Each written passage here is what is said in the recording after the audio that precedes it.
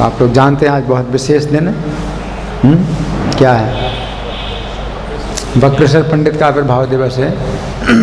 तो उनके विषय में आज चर्चा करेंगे। तो पहले तो गौड़ी वैष्णव चरितामृत में से कुछ बातें हैं, इनको मैं पढ़ के सुना रहा हूँ, आप लोग सुने। एक बार श्रीनिवास ठाकुर के घर में श्री चैतन्य ने कीर्तन किया और वक्रेश्वर पंडित ने निरंतर 72 घंटों तक नृत्य किया। हरि बोल। 72 घंटे। तो श्री चैतन्य ने कीर्तन किया, तो कीर्तन भी 72 घंटे किया। श्री चैतन्य ने 72 घंटे कीर्तन किया। तो कीर्तन में तो इतना परिश्रम नहीं होता जितना नृत्य में होता है। और नृत्य किया वक्रेश्वर पंडित ने 72 घंटे, यानी 3 दिन 3 रात लगातार नृत्य करे। अगर कोई नृत्य करता है, मान लो कभी दिखाने के लिए कि भाई मैं कितना अच्छा नृत्य करता हूँ, कई बार भक्त लोग ऐसे भी नृत्य करते हैं ना कि पब्लिक को दिखाने के लिए कि मैं कितना अच्छा नृत्य करता हूँ, तो कितनी देर तक नृत्य करेगा?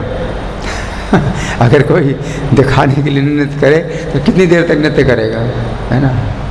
72 घंटे 3 दिन 3 रात लगातार नृत्य किया, है ना? श्री चैतन्य ने कीर्तन किया। भगवान है, श्री चैतन्य भगवान है ना? तो उनके लिए बड़ी बात नहीं है कि वो कीर्तन किया, लेकिन वक्रेश्वर पंडित ने जो नृत्य किया 72 घंटे, ये बहुत बड़ी बात है ना? उस समय श्री चैतन्य ने कहा 72 घंटे नृत्य करने के बाद भी ये नहीं थके। श्री चैतन्य ने कीर्तन बंद किया, तभी इन्होंने नृत्य बंद किया। तो श्री चैतन्य ने क्या कहा कि मेरे पास तुम्हारे जैसा एक ही पंख है, मेरे पास तुम्हारे जैसा एक ही पंख है, यदि एक और होता तो मैं आकाश में उड़ जाता। श्री चैतन्य ने इनको इतना महत्व दिया कि तुम्हारे जैसा एक ही भक्त है मेरे पास। पक्षी को अगर एक पंख हो तो क्या करेगा? तो मतलब चैतन्य ने इनको जो है इतना महत्व दिया कि तुम्हारे जैसा एक ही भक्त है मेरे पास। दूसरे भक्तों में भी विशेषताएं, और प्रत्येक भक्त में अलग अलग विशेषताएं हैं। श्री चैतन्य हर भक्त का गुणगान करते थे और इस तरह से करते थे कि उसके जैसा कोई नहीं है, और वो भी ठीक है, वो भी ठीक है। प्रत्येक भक्त जो है अपने आप में एक अलग ही गुण वाला है ना? तो वक्रेश्वर पंडित का भी जो है श्री चैतन्य ने इतना महत्व बढ़ाया कि तुम्हारे जैसा एक ही है। सभी भक्त, श्री चैतन्य के सभी भक्त अपने जैसे एक ही हैं। हर भक्त अपने आप में अद्वितीय है, अलग ही है। यूनिक बोलते हैं ना, यूनिक, अद्वितीय।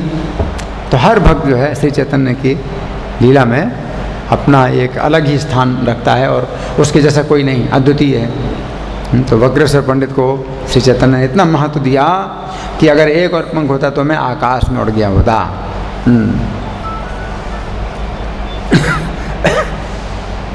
गान और नृत्य में पारंगत वक्रेश्वर पंडित, ये दोनों में निपुण है। गाने में भी निपुण है और नृत्य करने में भी निपुण है। तो वक्रेश्वर पंडित नवदीप संकीर्तन मंडलियों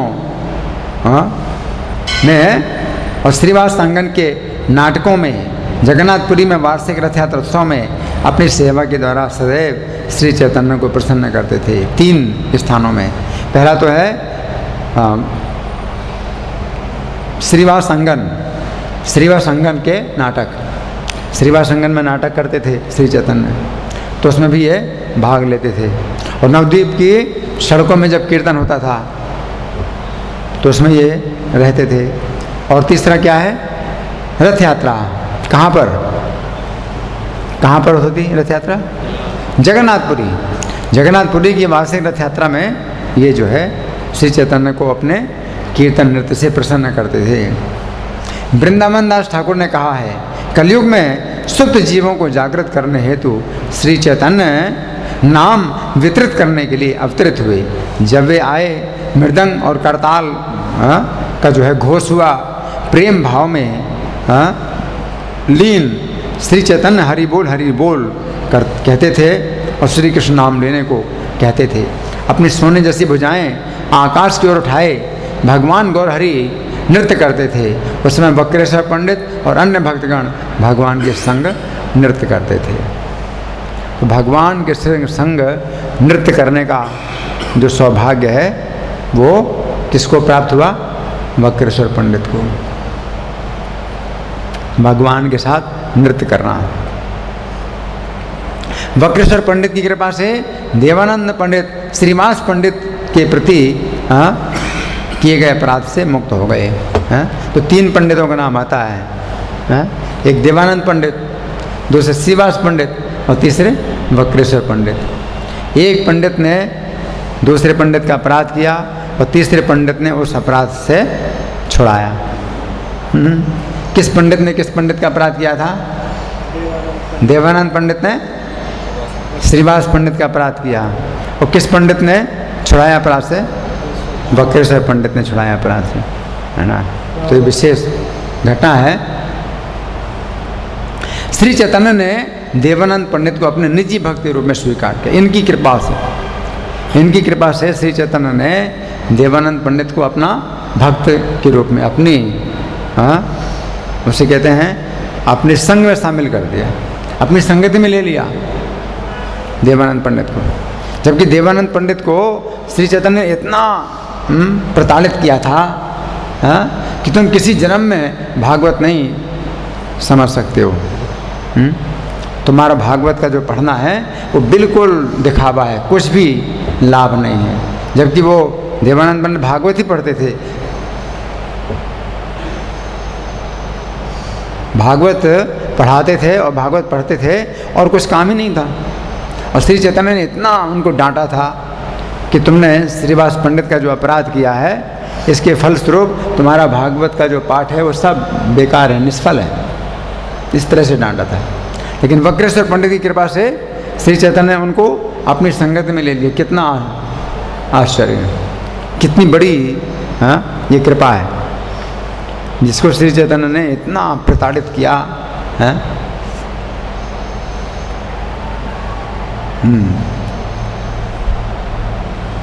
श्री चैतन्य ने इस घटना पर टिप्पणी करते हुए कहा कि श्री कृष्ण ने वक्रेश्वर पंडित के हृदय में अपना अधिष्ठान बना लिया है। वक्रेश्वर पंडित के हृदय में श्री कृष्ण ने अपना घर बनाया है। श्री चैतन्य क्या कहते हैं?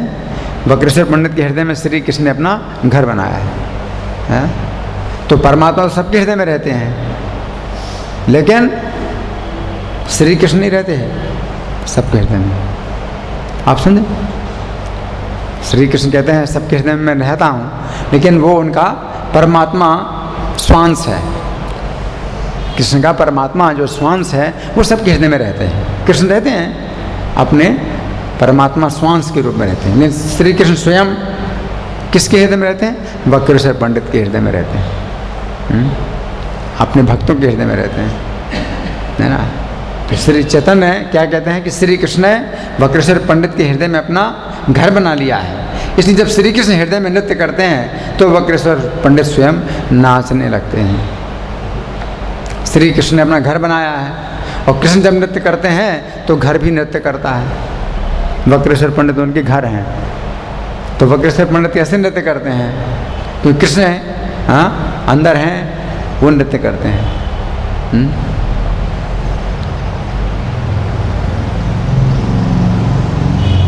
जैसे वस्त्र, तो आपके वस्त्र नृत्य करेंगे, जब आप नृत्य करेंगे तो आपके वस्त्र भी नृत्य करेंगे, है ना। आपके वस्त्र थोड़े नृत्य करते हैं, आप नृत्य करते हैं तो आपके वस्त्र भी नृत्य करते हैं। उसी प्रकार से वक्रेश्वर पंडित जो है कृष्ण के वस्त्र हो गए। घर, आप घर को ऐसे सुविधा के लिए वस्त्र समझ लो कि वस्त्र हैं। वक्रेश्वर पंडित वस्त्र हैं कृष्ण के, तो कृष्ण नृत्य करते हैं तो वस्त्र भी नृत्य करते हैं। और कृष्ण वस्त्र के अंदर ऐसे छिपे हुए हैं कि वो दिखाई नहीं पड़ते। कई बार वस्त्र ना दिखाई पड़े और कोई व्यक्ति जो है वस्त्र के अंदर हो, नृत्य करे। या जैसे गाड़ी चलती है तो ड्राइवर नहीं दिखाई पड़ता है, गाड़ी चलती है तो आप सोचते हैं भाई गाड़ी चल रही है। जो अनुभवी नहीं है वो सोचा है गाड़ी चल रही है, गाड़ी चल रही है, इतनी बड़ी गाड़ी। हम लोग छोटे थे तो हम लोग क्या सोचते थे? इतनी बड़ी गाड़ी चल रही है, देखो कितनी बड़ी गाड़ी चल रही ड्राइवर को थोड़ी सोचते ड्राइवर बैठा है, ड्राइवर नहीं देखते थे। उसी प्रकार से कृष्ण वक्रेश्वर पंडित के हृदय में नृत्य करते हैं, कृष्ण नहीं दिखाई देते हैं, वक्रेश्वर पंडित दिखाई देते हैं कि वो नृत्य कर रहे हैं।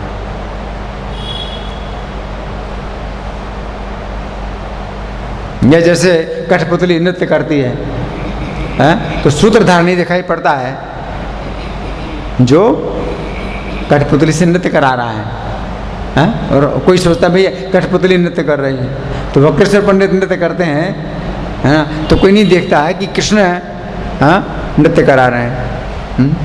जो सूत्रधार होता है वो उसकी अंगुलियां नृत्य करती हैं और कठपुतली नृत्य करती है।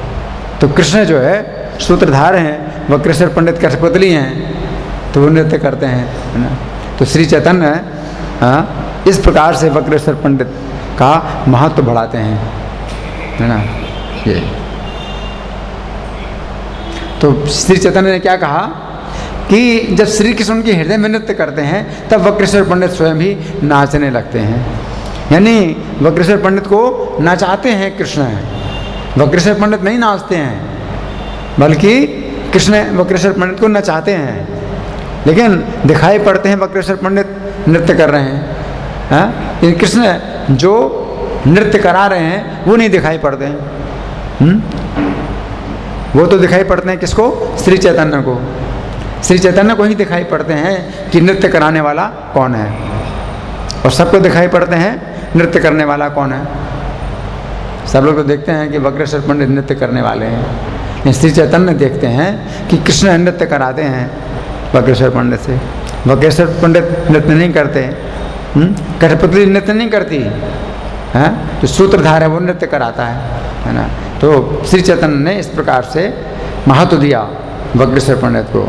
और क्या महत्व दिया कि जिस स्थान को वक्रेश्वर पंडित अपने संसर्ग से धन्य कर देते हैं, वक्रेश्वर पंडित जिस स्थान को धन्य करें, यानी खड़े हो जाएं या बैठ जाएं, किसी स्थान को अगर वक्रेश्वर पंडित अपने संसर्ग से धन्य कर दें तो वो स्थान सब तीर्थों से अधिक पवित्र तीर्थ बन जाता है। सभी तीर्थों से अधिक पवित्र तीर्थ, सबसे बड़ा तीर्थ वो स्थान है जहाँ वक्रेश्वर पंडित संसर्ग दें अपना। वक्रेश्वर पंडित का संसर्ग हो जाए तो वो सबसे बड़ा तीर्थ हो जाता है। ये श्री चैतन्य का निष्कर्ष है। और श्री चैतन्य ही परम प्रमाण है, उनसे बड़ा कोई प्रमाण नहीं। जो अथॉरिटी बोलते हैं, सबसे बड़ी अथॉरिटी, तो सबसे बड़ी अथॉरिटी है उसका ये कहना है। किसी बात को जो है अगर भाई अगर कंफर्म करना है तो अथॉरिटी से आप पूछते हैं। अथॉरिटी सबसे बड़ी अथॉरिटी कौन है? कृष्ण है। श्री चैतन्य ही सबसे बड़ी अथॉरिटी है। और वो कहते हैं वक्रेश्वर पंडित अपने संसर्ग से जिस स्थान को धन्य कर दें वो स्थान क्या हो जाए? सबसे बड़ा तीर्थ हो जाता है। वक्रेश्वर पंडित, परमानंदपुरी, स्वरूप दामोदर, गदाधर, जगदानंद पंडित, शंकर, रघुनाथ वैद्य और रघुनाथ दास जैसे ऐसे कुछ ही महान भक्त हैं श्री चैतन्य की नवद्वीप लीला में प्रारंभ से संग कर रहे हैं। ये भक्त ऐसे हैं जो नवद्वीप लीला में भी रहे और फिर जगन्नाथपुरी की लीला में भी रहे। कई संगी ऐसे हैं श्री चैतन्य के जो जगन्नाथपुरी में ही वो श्री चैतन्य के संग में आए, नवद्वीप लीला में नहीं थे। और कई भक्त ऐसे थे जो श्री चैतन्य के संग में नवद्वीप लीला में थे लेकिन जगन्नाथपुरी में नहीं रहे। लेकिन कुछ ही भक्त हैं ऐसे थोड़े से जो पूरी लीला में रहे, नवद्वीप लीला में और जगन्नाथपुरी लीला में। उनमें से एक कौन है? वक्रेश्वर पंडित है। इन्होंने नीलाचल धाम में निष्ठापूर्वक महाप्रभु की सेवा की। नीलाचल धाम मतलब जगन्नाथपुरी। वक्रेश्वर पंडित ने जगन्नाथपुरी में काशी मिश्र भवन में गंभीरा के समीप ही श्री राधा कांत के अर्चा विग्रह स्थापित किए। तो जगन्नाथपुरी में वक्रेश्वर पंडित काशी मिश्र के भवन में, काशी मिश्र का भवन उसी में ही श्री चैतन्य रहते थे। गंभीरा, उसे गंभीरा बोलते हैं। काशी मिश्र का जो घर था उसमें एक कमरा श्री चैतन्य का था, उसे कहते हैं गंभीरा, वहाँ पर रहते थे। तो वहीं पर इन्होंने राधा कांत की अर्चा विग्रह की स्थापना की है, वक्रेश्वर पंडित ने। उनके स्थापित किए हुए जो अर्चा विग्रह हैं वो क्या कहलाते हैं? राधा कांत, राधा कांत।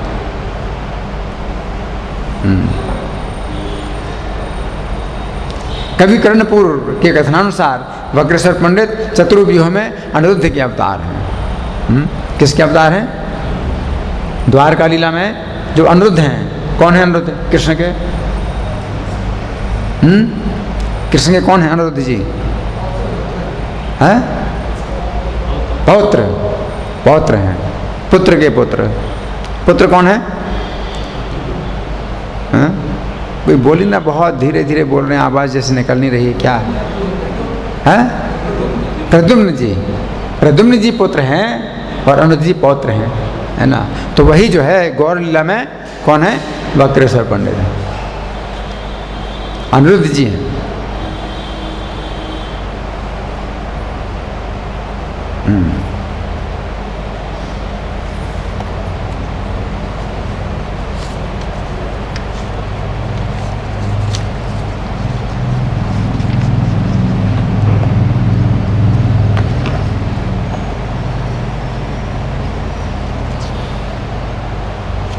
गौर गणोदय दीपिका में लिखा हुआ है, व्यूहस्तुर्यो निरुद्धो यहाँ सवक्रेश्वर पंडित कृष्णावेश नृत्येन प्रभो सुखम अजीजन। ये गौर गणोदय दीपिका जो कवि कर्णपुर का लिखा हुआ है, तो उसमें सब बताए गए हैं कि गौर लीला में जो भक्त हैं वो कृष्ण लीला में क्या थे। ये ग्रंथ जो है इसमें बताया गया है ना। तो इसमें 71वां जो श्लोक है इसमें बताया गया है कि अनिरुद्ध जी जो द्वारका में कृष्ण के पौत्र हैं, चतुर्व्यूह के चौथे, चतुर्व्यूह यानी वासुदेव, प्रद्युम्न, वासुदेव, संकर्षण, प्रद्युम्न, अनिरुद्ध। चतुर्व्यूह में पहले सबसे पहले व्यूह वासुदेव हैं, दूसरे व्यूह संकर्षण, तीसरे प्रद्युम्न, चौथे अनिरुद्ध है ना। तो जो चौथे व्यूह हैं वही गौर लीला में कौन है? गौर लीला में कौन है? वक्रेश्वर पंडित। मैं इसलिए पूछता हूँ, कुछ लोगों को नींद आ रही है, नींद आ रही है, मैं इसलिए पूछ रहा हूँ। और बोलने वाले भी बहुत धीरे बोलते हैं।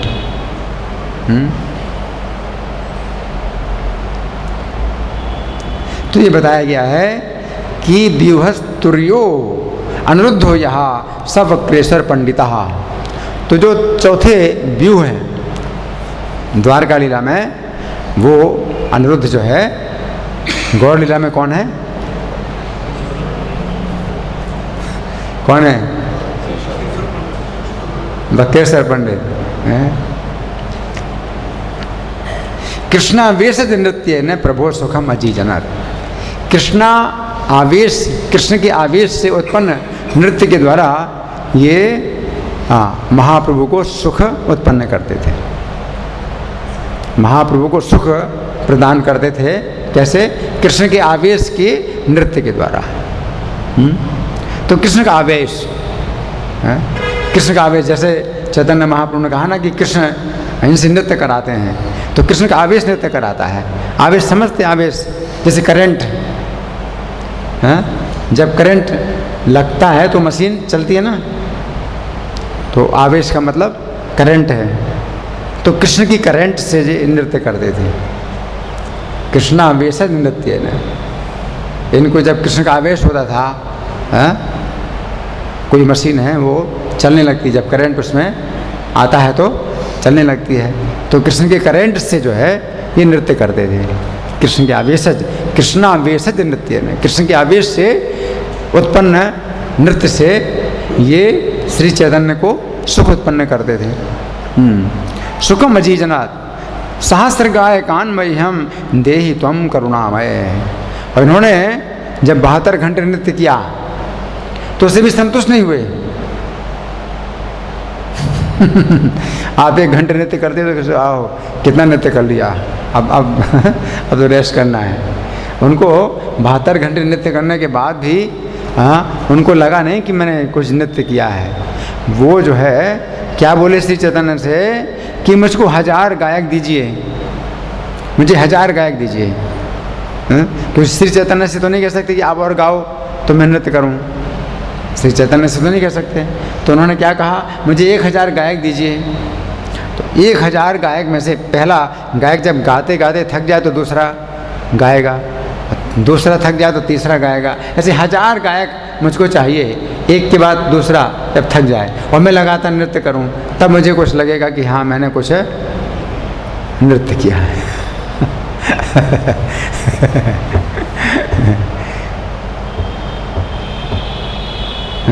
भगवान से बोले कि आप मेरे ऊपर करुणा करके 1000 गायक दीजिए। इति चैतन्य पादे या उवाच मधुरम बचा। तो मधुर वचन से श्री चैतन्य के चरणों में ऐसी बात इन्होंने कही थी। श्री चैतन्य को नहीं बोल सकते कि आप और गाओ, नहीं बोल, भगवान से नहीं बोल सकते। तो क्या बोला, क्या मांगा, 1000 गायक एक साथ नहीं गाएंगे, एक गाएगा, जब थक जाए तो दूसरा, और जब थक जाए तो तीसरा, ऐसे 1000 गायक। और मैं नृत्य करूं लगातार, तब जो है मुझे कुछ लगेगा कि हाँ मैंने कुछ नृत्य किया है ना। तो उन्होंने जो है कहा स्वप्रकाश विभेदेन शशि रेखा तमा विषय, और शशि रेखा का भी आवेश इनके अंदर है। राधा रानी की एक दासी हैं शशि रेखा, तो वो गौर लीला में काशी क्या नाम है, एक काशी मिश्र थे, एक और काशीश्वर पंडित थे, काशीश्वर पंडित हैं। गौर लीला में काशीश्वर पंडित शशि रेखा के अवतार हैं, लेकिन शशि रेखा का आवेश इनके अंदर भी है। अनिरुद्ध के अवतार हैं ये, और शशि रेखा का भी आवेश इनके अंदर है। वक्रेश्वर पंडित महाप्रभु के अत्यंत प्रिय सेवक थे और मुख्य कीर्तनिया थे। एक बार इन्होंने 3 दिन तक निरंतर एक ही भाव में नृत्य किया। जब ये नृत्य करते तो महाप्रभु स्वयं गान करते थे। एक बार नृत्य करते करते महाप्रभु के चरण पकड़ लिए इन्होंने और बोले, हे चंद्रवदन, मुझे 10,000 गंधर्व मंगा दीजिए, ये सब गान करें और मैं अकेला नाचूं, तभी मेरी तृप्ति होगी। सहस्र गायकान मह्यम देहि त्वं करुणामय इति चैतन्य पादे या उवाच मधुरम बचहा। श्री वक्रेश्वर के नृत्य में महाप्रभु अत्यंत आनंद उल्लास प्राप्त करते और उनमें प्रेम वितरण की अभूतपूर्व उत्कंठा जाग उठती।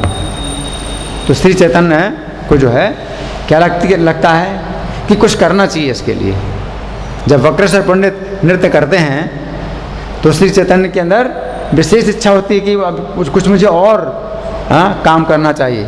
क्या, वक्रेश्वर तुम मेरी एक शाखा तो हो ही, वरन मेरे एक पंख भी हो। यदि मुझे तुम्हारे समान दूसरा पंख मिल जाता तो मैं आकाश में उड़ जाता, ऊपर के 7 लोकों में भी नाम प्रेम वितरण कर देता।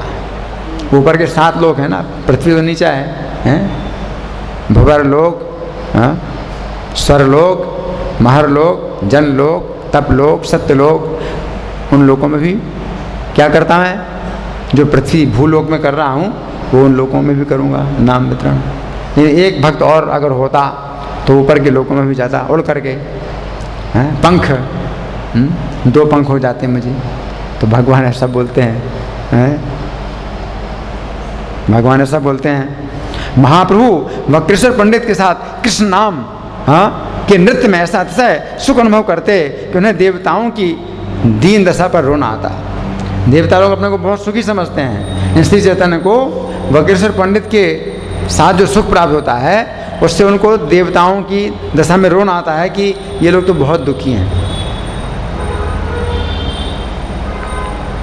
वक्रेश्वर पंडित के साथ जो नृत्य होता है उसमें श्री चैतन्य को इतना सुख प्राप्त होता है कि वो देवताओं को क्या समझते हैं, देवता लोग कैसे हैं, बहुत दुखी हैं, बहुत दुखी हैं देवता लोग। देवताओं की दशा पर रोना आता और सोचते वक्रेश्वर जैसे भक्त के साथ ऊपर के लोगों को भी नाम प्रेम रस का आस्वादन कराऊं। इस प्रकार नाम संकीर्तन में अद्भुत जो है रस प्राप्त होता है। श्री चैतन्य को वक्रेश्वर पंडित के साथ ऐसा रस प्राप्त होता है।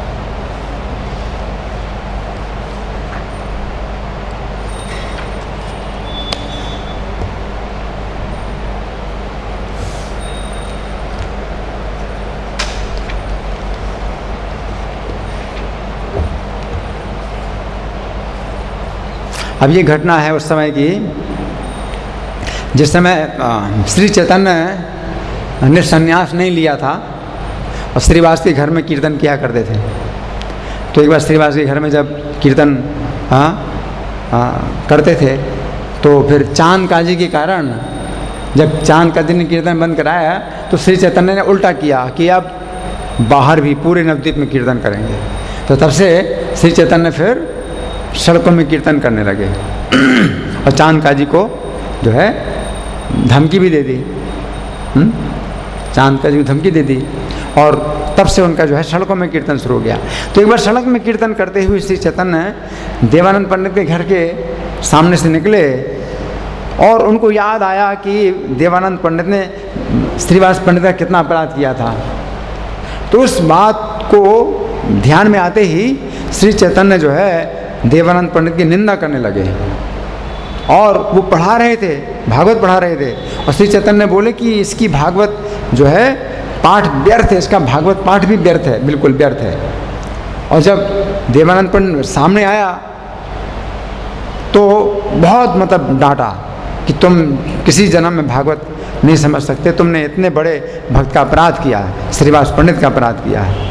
लेकिन उसके बाद फिर श्री चैतन्य ने संन्यास ले लिया और संन्यास लेकर के अब वो कई सालों के बाद कटवा स्थान में आए। नवद्वीप के पास कटवा स्थान है, वहाँ पर आए श्री चैतन्य और देवानंद पंडित यहाँ पर आए। तो देवानंद पंडित वहाँ आए अब कई सालों के बाद आए।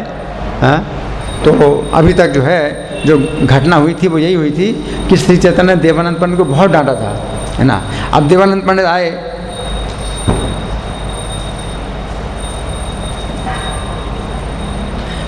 लेकिन जब तक श्री चैतन्य नवद्वीप में लीला करते रहे तब तक देवानंद पंडित श्री चैतन्य की लीलाओं को नहीं समझ सके और उनका रस नहीं ले सके। भागवत का इतना पाठ करने के बावजूद भी श्री चैतन्य की लीलाओं का कुछ भी उनको रस नहीं प्राप्त हुआ, विश्वास नहीं प्राप्त हुआ और दर्शन भी नहीं किया। उसकी देखने की योग्यता थी, फिर भी क्यों नहीं देखा, कृष्ण ही जाने। जब श्री चैतन्य ने संन्यास लेने चले गए तब उसके भाग्य से वक्रेश्वर पंडित आए। अब श्री चैतन्य संन्यास लेके चले गए नवद्वीप में।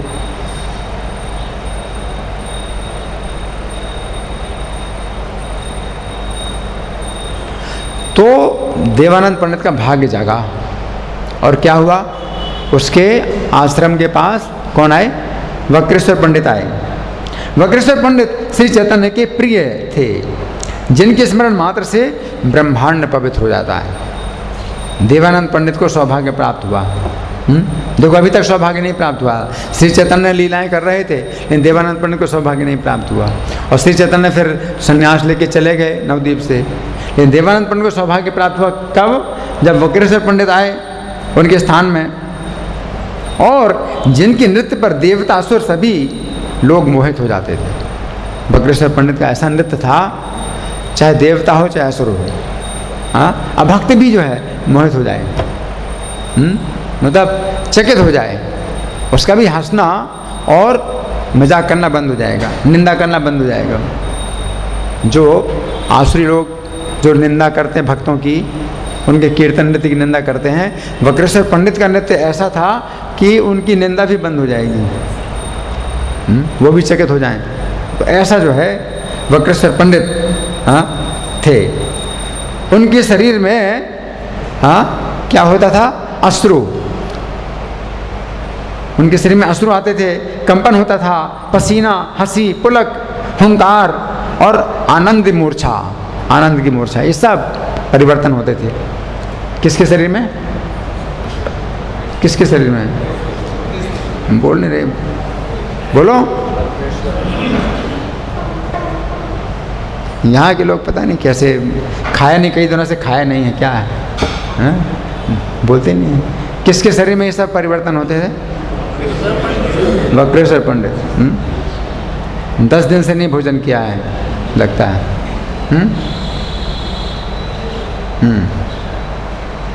श्री चैतन्य की कृपा से नृत्य आरंभ करते ही वक्रेश्वर की देह में ये सब परिवर्तन होते थे। क्या क्या परिवर्तन होते थे वक्रेश्वर की देह में? कौन बताएगा? अश्रु और कंपन और पुलक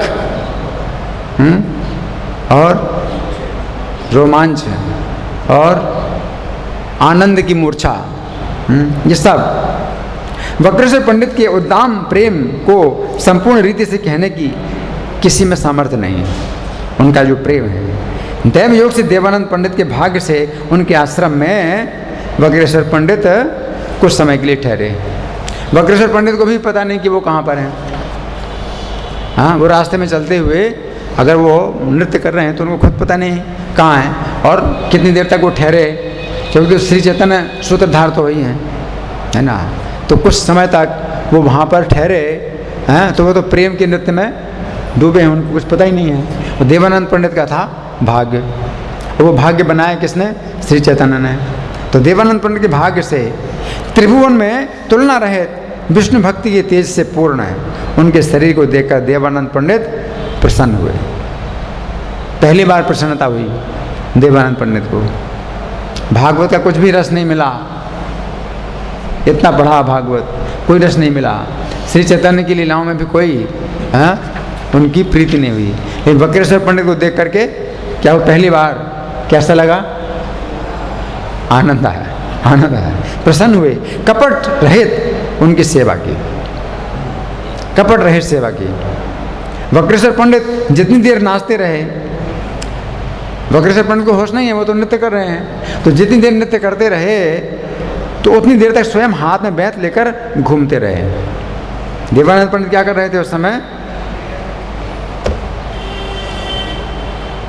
उनके हाथ में छड़ी थी ना, तो छड़ी से धक्का देते थे भीड़ को, कि भीड़ निकट आएगी ना तो वक्रेश्वर पंडित के शरीर में चोट पहुंच सकती है। तो भीड़ को पीछे करने के लिए ऐसी जैसे बड़ी छड़ी है, दोनों हाथ पकड़ करके पीछे ठेलते थे लोगों को। तो ये क्या हुई? वक्रेश्वर पंडित की सेवा हुई। तो वह अपने आश्रम में देखा कि ये जो है इतना प्रेमी भक्त जो है नृत्य कर रहा है और भीड़ जो है आ रही है, निकट आ रही है, तो भीड़ को पीछे ठेलते थे अपनी छड़ी के द्वारा। तो उतनी देर तक, जितनी देर तक वक्रेश्वर पंडित नृत्य करते रहे। और कभी दर्शकों को एक ओर करते और कभी अपनी जेब में उन्हें भर लेते, अपने दोनों हाथों से पकड़ लेते। तो उनको लगता है कि गिरने वाले हैं और इनको तो होश ही नहीं, गिर जाएंगे। नृत्य कर रहे हैं तो इनको तो होश ही नहीं, गिर जाएंगे, तो पकड़ लेते, दोनों हाथों से पकड़ लेते थे वक्रेश्वर पंडित है। तो दो प्रकार की सेवा की। क्या? एक तो दोनों हाथों से पकड़ ले, थाम लेते थे कि गिर ना पाए, और दूसरी ठेलते थे। कैसे? ठेलते थे भीड़ को। तो जितनी देर तक नृत्य किया वक्रेश्वर पंडित ने, उतनी देर तक, और कभी दर्शकों को एक और करते, कभी अपनी जेब में भर लेते। उनके अंग की धूलि का विशेष भक्तिपूर्वक मन से अपने पूरे शरीर में लेपन करते हैं। उनके शरीर में धूल है कि जमीन में लोट पोट भी होते थे, तो धूल लगी तो धूल लेकर के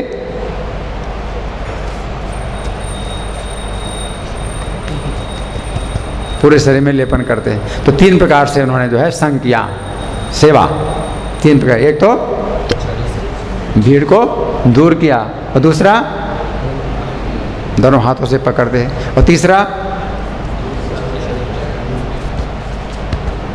पूरे शरीर में लेपन करते हैं, है ना।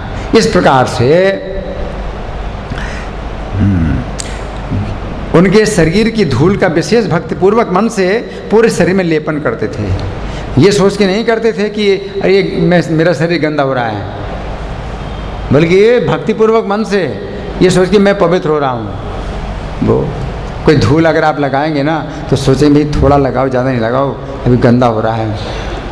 तो ऐसे नहीं, वो लेते थे तो पूरे शरीर में लेप करते थे। जैसे पाउडर कोई लगाए ना, क्या बोलते हैं उसको, पाउडर है पाउडर, तो पाउडर से अच्छा बन जाता है शरीर, सुंदर बनता है। तो वो सोच करके जो है उसमें उनकी धूल शरीर में लगाते थे। उनके संग में रहकर उनके भाव प्रकाशन को देख सुनकर उन्हें श्री चैतन्य का विश्वास उत्पन्न हुआ। श्री चैतन्य के प्रति विश्वास हो गया कि श्री चैतन्य सचमुच भगवान है। अभी तक जो है श्री चैतन्य की भगवत्ता पर विश्वास नहीं हुआ था, लेकिन श्री चैतन्य का जो है श्री चैतन्य के भगवत्ता में विश्वास हो गया। इनके नृत्य को देख करके 3 प्रकार का संग या सेवा की। श्री चैतन्य में विश्वास उत्पन्न हुआ। वैष्णव सेवा का फल पुराणों में कहा गया है, वो प्रत्यक्ष देख ली, इन्होंने प्रत्यक्ष देख ली। वक्रेश्वर पंडित नाचे न जत क्षण, वेत्र हस्ते आपने बोले न तत् क्षण, आपने करे न सब लोग एक भीते, रहिले आपने धरी राखे न को लेते, ताहार अंगे रधूला बड़े भक्ति माने, आप नार सर्व अंगे करे न ले पाने, तार संग था गितार सुनिया प्रकाश, तखन जन्मिल प्रभु चैतन्य विश्वास, वैष्णव सेवार फल कहा ये पुराणे, तार साक्षी यही सब देखे विद्यमाने। देवानंद पंडित जन्म से ही बड़े ज्ञानी थे और संसार से विरक्त थे और भागवत के पढ़ने पढ़ाने के अलावा और कुछ नहीं करते थे। शांत थे, अपनी इंद्रियों को बस में किया था, लोभ नहीं था, विषयों का कोई सेवन नहीं करते थे। लेकिन तो भी श्री चैतन्य में विश्वास उत्पन्न नहीं हुआ,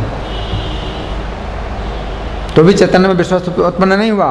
लेकिन वक्रेश्वर की कृपा से वो कुबुद्धि नष्ट हुई। तो वक्रेश्वर पंडित का कितना महात्म्य है। कृष्ण सेवा से भी वैष्णवों की सेवा श्रेष्ठ है। भागवत आदि सभी शास्त्रों ने इस बात को पुष्ट किया है। तथापि यह गौर चंद्र नाही लय विश्वास, वक्रेश्वर प्रसाद से को बुद्धि विनाश, कृष्ण सेवा है तेयो वैष्णव सेवा बण, भागवत आदि सर्वशास्त्र कैला दृढ़ है। तो बराह पुराण में एक श्लोक है, उसका अर्थ है कि केवल भगवान की सेवा जो करते हैं उनको सफलता मिलेगी या नहीं, संशय है। हरि बोल, हरि बोल। नींद आ रही, क्या सुना? बराह पुराण में क्या बताया गया? कौन बताएगा? कौन बताएगा? बराह पुराण में क्या लिखा है? मैंने बताया, कौन बताएगा?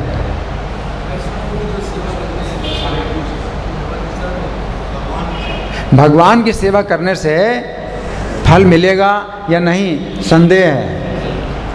परंतु जिनका चित्त भक्तों की सेवा में लगा है उनके लिए इस प्रकार का संशय नहीं है। निश्चित फल, भक्तों की सेवा में फल निश्चित मिलेगा। भगवान की सेवा में फल मिलेगा या नहीं मिलेगा पता नहीं, कब मिलेगा कब नहीं मिलेगा। 1000 जन्मों के बाद मिलेगा, 1 करोड़ जन्मों के बाद मिलेगा, कब मिलेगा, संशय है। और भक्त की सेवा में संशय नहीं है। सिद्धिर्भवति वानेति संशयोचित से विनाम, ने संशयस्तु तन भक्त परिचर्या रतात्म नाम। इसी से वैष्णव सेवा ही परम उपाय है। जो भक्तों की सेवा करेंगे वे सब कृष्णचंद्र को प्राप्त होंगे। एते के वैष्णव सेवा पारा में ओ पाए, भक्त सेवा हिते से सभे कृष्ण पाए। वक्रेश्वर पंडित के संग के प्रभाव से देवानंद पंडित गौरचंद्र के दर्शन करने को बड़े अनुराग से आए। अब जब आए कुलिया में श्री चैतन्य, तो देवानंद पंडित बड़े प्रेम से आए श्री चैतन्य का दर्शन करने के लिए। और जब नवद्वीप में इतनी लीलाएं हो रही थी तो कभी नहीं आए। श्री गौरचंद्र विराजमान थे, तब देवानंद पंडित सामने आए। देवानंद पंडित से देवानंद पंडित ने दंडवत प्रणाम किया और संकोच के साथ एक और को खड़े हो गए।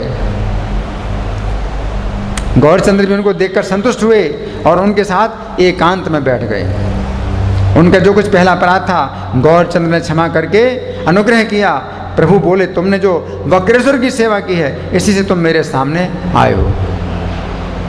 अब वक्रेश्वर की सेवा की थी तो श्री चैतन्य को किसी ने नहीं बताया, वो तो भगवान है, अंतर्यामी है, वो जानते हैं।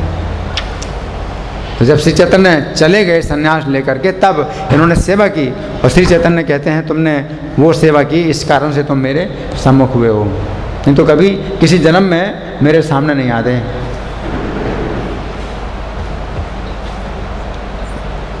वक्रेश्वर पंडित संगीर प्रभावे गौरचंद्र देखे ते चलीला अनुरागे वसीय आछेन गौरचंद्र भगवान देवानंद पंडित हाईला विद्यमान दंडवत देवानंद पंडित कारिया रहीलेन एक बेते संकोचित हैया प्रभु ताहाने देखे संतोष हाईला बिरल हैया ताने लैया बसिया पूर्व तान जत किछु छिले अपराध सकल क्षमिया प्रभु करीला प्रसाद प्रभु बोले तुम जे सेविला वक्रेश्वर अतएव हैला तुम आमारे गोचर। श्री चैतन्य बोले, वक्रेश्वर पंडित श्री कृष्ण की पूर्ण शक्ति धारण करते हैं। जो उनकी भक्ति करता है वही श्री कृष्ण का दर्शन प्राप्त करता है। श्री चैतन्य ने ये कहा, क्या बोले? वक्रेश्वर पंडित कृष्ण रे पूर्ण शक्ति से कृष्ण पाए जे ताहारे करे भक्ति। वक्रेश्वर का हृदय श्री कृष्ण का अपना घर है। वक्रेश्वर का हृदय क्या है? श्री कृष्ण का अपना घर है। अपना घर है। वक्रेश्वर के नाचने पर श्री कृष्ण नृत्य करते हैं। जिस स्थान को वक्रेश्वर का संग प्राप्त होता है वे सब स्थान भागवत में तीर्थ होते हैं। जेते स्थान यदि वक्रेश्वर संग है से स्थान सर्वतीर्थ श्री वैकुंठमय। सोने विप्र देवानंद प्रभु रे वचन जोड़ हस्ते लागिलेन प्रभु स्तवन। तो इस तरह से कथा तो और आगे की है, लेकिन मैं इतना ही सुनाना चाहता था कि वक्रेश्वर पंडित के विषय में कुछ बातें सुनानी थी।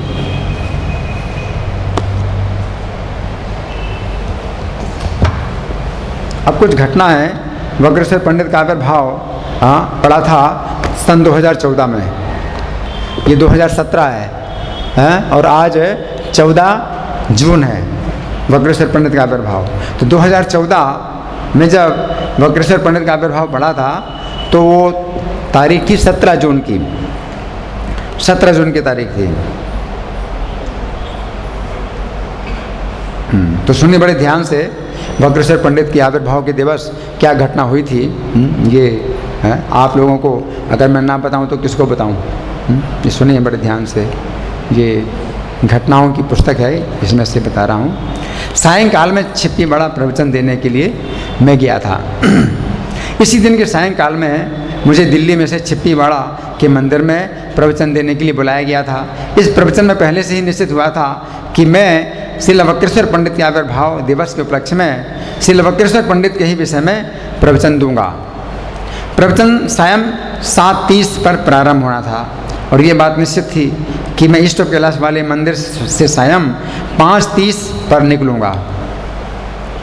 अभी भी रास्ते में ट्रैफिक की बाधा के कारण मुझे विलम्ब होगा और छिप्पीवाड़ा मंदिर में जाकर यदि सायं 7 बजे से पहले अगर प्रसाद नहीं ले पाए तो सायं 7 बजे से 7:30 तक की संध्या आरती में मैं कीर्तन और नृत्य नहीं कर पाऊँगा। 5:30 बजे निकलना है और 7 से पहले अगर हमने वहाँ आकर के प्रसाद ले लिया तो 7 से 7:30 का संध्या आरती का कीर्तन नृत्य भी मैं कर पाऊँगा। मुझे पता था श्री चैतन्य की प्रसन्नता के लिए वक्रेश्वर पंडित लगातार कई घंटों तक नृत्य करते रहते थे और ये दिन श्रील वक्रेश्वर पंडित के आविर्भाव का था। अतः मैं चाहता था कि मुझे आज के दिवस पर छिप्पीवाड़ा मंदिर में संध्या आरती के समय कीर्तन और नृत्य करने का अवसर प्राप्त हो। मेरी बहुत इच्छा थी भाई आज वक्रेश्वर पंडित का आविर्भाव दिवस है तो मैं भी जो है 7 से पहले वहाँ जाके प्रसाद भी ले लूँ छिप्पीवाड़ा मंदिर में। तो फिर मौका मिलेगा 7 से 7:30 तक संध्या आरती का कीर्तन और नृत्य भी कर लूँ और वे 7:30 से फिर प्रवचन होगा। परंतु कुछ कारणों से विलम्ब होने के कारण मैं ईस्ट ऑफ कैलाश वाले मंदिर से सायं 5:30 पर नहीं निकल पाया, बल्कि सायं 5:45 पर निकला। परंतु आश्चर्य ये हुआ कि श्री कृष्ण की कृपा से ट्रैफिक की कोई बाधा नहीं हुई और मैं सायं 6:30 पर छिप्पीवाड़ा मंदिर में पहुंच गया। हरि बोल। और प्रसादम भी वहाँ पहले से बन चुका था। इस प्रकार बिना किसी बाधा के मैंने 7 बजे से 7:30 तक संध्या आरती में कीर्तन और नृत्य किया। अब एक बात और भी ऐसी है, अत्यंत आश्चर्य की हुई। छिप्पीवाड़ा मंदिर में राधा कृष्ण के जो अर्चा विग्रह हैं उनका नाम है राधा वल्लभ, राधा वल्लभ नाम है।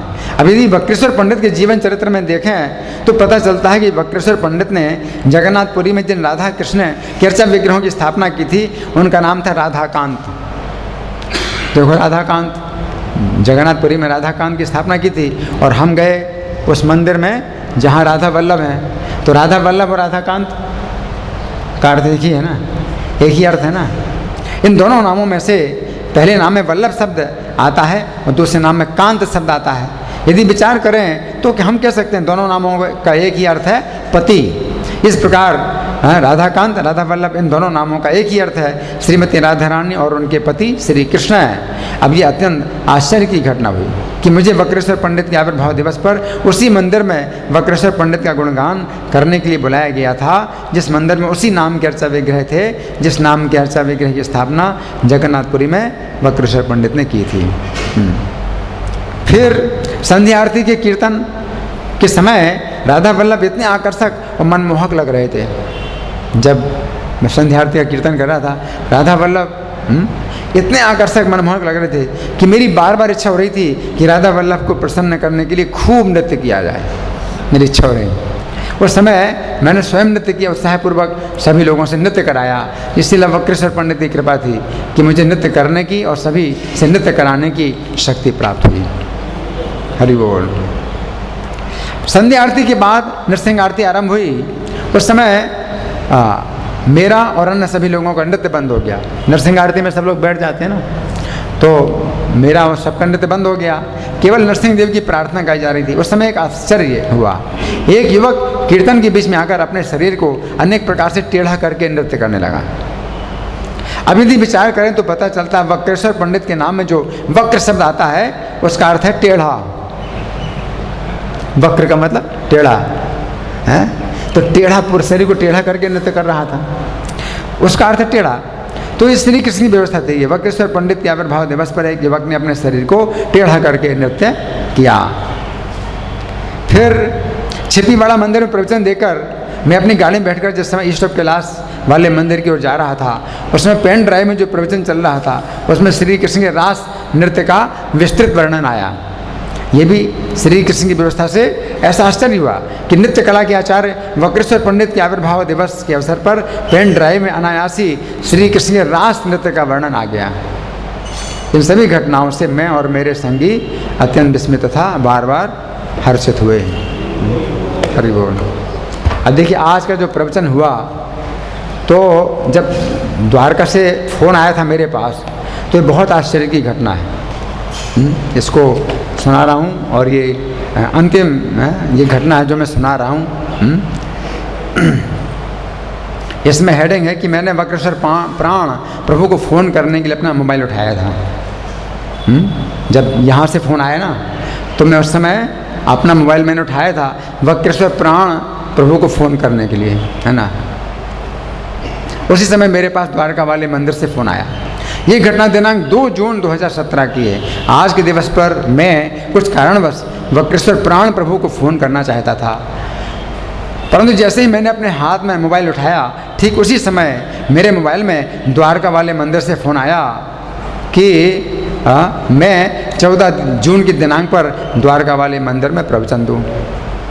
उस समय मैंने अपनी डायरी को खोलकर देखा कि 14 जून की दिनांक पर क्या कोई त्यौहार पड़ता है।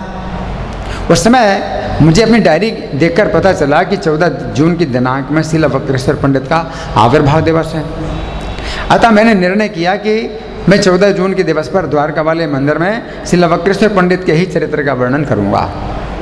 ये कहते हैं आश्चर्य की घटना हुई कि मैंने जिस समय वक्रेश्वर प्राण प्रभु को फ़ोन करने के लिए अपना मोबाइल हाथ में लिया, अभी किया नहीं था फ़ोन, मैंने हाथ में लिया मोबाइल, ठीक उसी समय मेरे मोबाइल में एक ऐसा फ़ोन आया जिसके द्वारा मेरा श्रील वक्रेश्वर पंडित के आगामी आविर्भाव दिवस पर श्रील वक्रेश्वर पंडित के चरित्र पर प्रवचन देना निश्चित हुआ।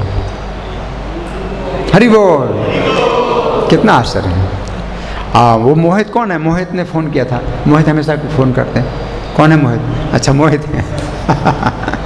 तो ये भी मोहित थे, इनको भी पता नहीं था कि 14 जून को कौन सा त्यौहार पड़ता है। मैंने जब इनको बताया कि ये तो 14 जून को वक्रेश्वर पंडित का त्यौहार पड़ता है, तो मैं कोई श्लोक नहीं लूँगा, मैं तो इन्हीं के बारे में प्रवचन दूंगा, है ना।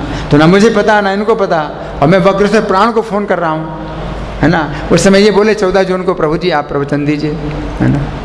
तो श्री कृष्ण के द्वारा बनाए हुए वक्रेश्वर प्राण प्रभु को फ़ोन करते समय मेरे मोबाइल में एक ऐसा फ़ोन आने जिससे मेरा वक्रेश्वर पंडित के आगामी आविर्भाव दिवस पर वक्रेश्वर पंडित के चरित्र पर प्रवचन निश्चित होने की ऐसी अद्भुत घटनाओं को देखकर मैं तथा मेरे संगी अत्यंत विस्मित तथा बार बार हर्षित हुए।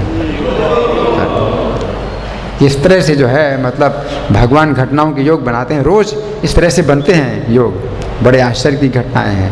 तो आपको मैंने कुछ वक्रेश्वर पंडित के संबंध में कुछ बातें बताई हैं। अब आप लोगों की ओर से समय तो नहीं है, लेकिन फिर भी 1 या 2 प्रश्न हो सकते हैं। हाँ जी, आप बोलिए।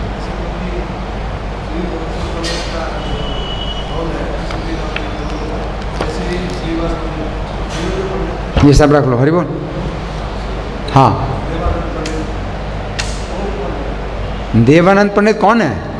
अच्छा, कृष्ण लीला में देवानंद पंडित कौन है? वो तो मुझे याद आ रहा है कि कृष्ण लीला में भागुरी मुनि की अवतार हैं। ये नंद महाराज के एक पुरोहित थे भागुरी मुनि, तो उनके अवतार हैं देवानंद पंडित। ठीक है, और कोई प्रश्न? हाँ जी। आपने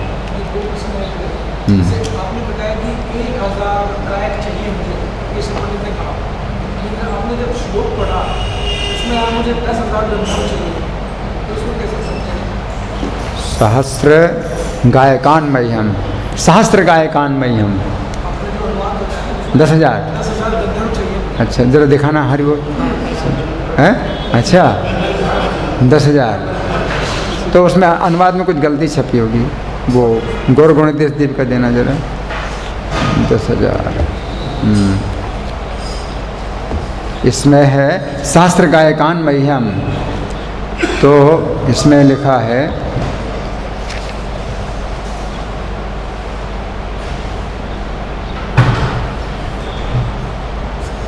शास्त्र गायकान मह्यम। तो मेरे हाँ 10,000 गंधर्व मंगा दीजिए। हाँ, इसमें छपा है 10,000 गंधर्व मंगा दीजिए। उन्होंने भगवान के चरण पकड़े, 10,000 गंधर्व मंगा दिए, तो उसको ठीक करना पड़ेगा। सहस्त्र गायकान दूसरा प्रश्न। हाँ लो। जैसे देवानंद पंडित ने कितना अपराध किया जो सुभाष पंडित के प्रति, भागवत कथा में उनके प्रति, लेकिन फिर बाद में उनके अंदर वैष्णव सेवा का भाव कैसे? अपराध, वैसे तो अपराध ये था नहीं उनका, देवानंद पंडित का अपराध नहीं था, लेकिन अपराध लग गया। और हम अगर सावधान नहीं होते हैं तो अपराध लग जाता है ना। जैसे कि आप चलते चलते एकदम फिसल जाएं और बहुत चोट लग जाए, तो आप की गलती तो कुछ नहीं है, लेकिन वो दुर्घटना हो गई। तो देवानंद पंडित की भागवत कथा में जो है श्रीवास पंडित आए सुनने के लिए, और वो जो विषय था भागवत का वो बड़ा मार्मिक था, जिसमें कि श्रीवास पंडित सुनकर के ही वो रोने लगे और क्रंदन करने लगे, सिसकियाँ भरने लगे। तो शिष्यों ने विचार किया कि भाई ये तो हमारी कथा में डिस्टर्बेंस आ गया, ये डिस्टर्ब कर रहे हैं। तो मूर्ख थे शिष्य भी और गुरु भी मूर्ख, गुरु और शिष्य सब मूर्ख। वो समझ नहीं रहे कि ये जो पढ़ा रहे हैं भागवत उसमें कितना रस है भक्ति का, और वो उसमें रस में बेहबल हो रहे हैं श्रीवास पंडित। तो शिष्यों ने जो है हाथ पैर, मतलब 4 लोगों ने एक एक हाथ एक पैर पकड़ के और बाहर डाल दिया, देवानंद पंडित के घर बाहर डाल दिया। श्रीवास पंडित अपमानित हुए और अपने घर आ गए। तो श्रीवास पंडित ने किसी से शिकायत नहीं की थी, लेकिन ये अपराध जो है ये देवानंद पंडित के ऊपर लगा, क्योंकि गुरु बैठा बैठा देख रहा है और शिष्य लोग कुछ कर रहे हैं, उनको रोक नहीं रहा है, तो अपराध वो गुरु का माना जाता है। मौनम स्वीकृति लक्षणम, आप बोल नहीं रहे हैं तो स्वीकृति का लक्षण है ये। तो देवानंद पंडित समझ नहीं पाया, सोच नहीं पाया, कुछ निर्णय नहीं कर पाया, और शिष्य लोग जो कर रहे हैं उनको जो है उसने करने दिया। इस प्रकार का अपराध लगा। तो श्री चैतन्य ने उसको जब डांटा तो एक बहुत बड़ी कृपा ये हुई कि भगवान उसको डांटा और उसको जो है कुछ महसूस हुआ, और फिर जो है वक्रेश्वर पंडित के संग में उसकी जो है आंखें मतलब खुल गईं, जो कि आंखें एकदम बंद पड़ी हुई थी, है ना। दुर्भाग्य से जो है सौभाग्य उसको प्राप्त हो गया। ठीक है, धन्यवाद। श्रील वक्रेश्वर पंडित आविर्भाव तिथि महामहोत्सव की, श्रील प्रभुपाद की, श्री श्री रुक्मिणी द्वारकाधीश गौरताय जगन्नाथ सुभद्रा बलदेव की।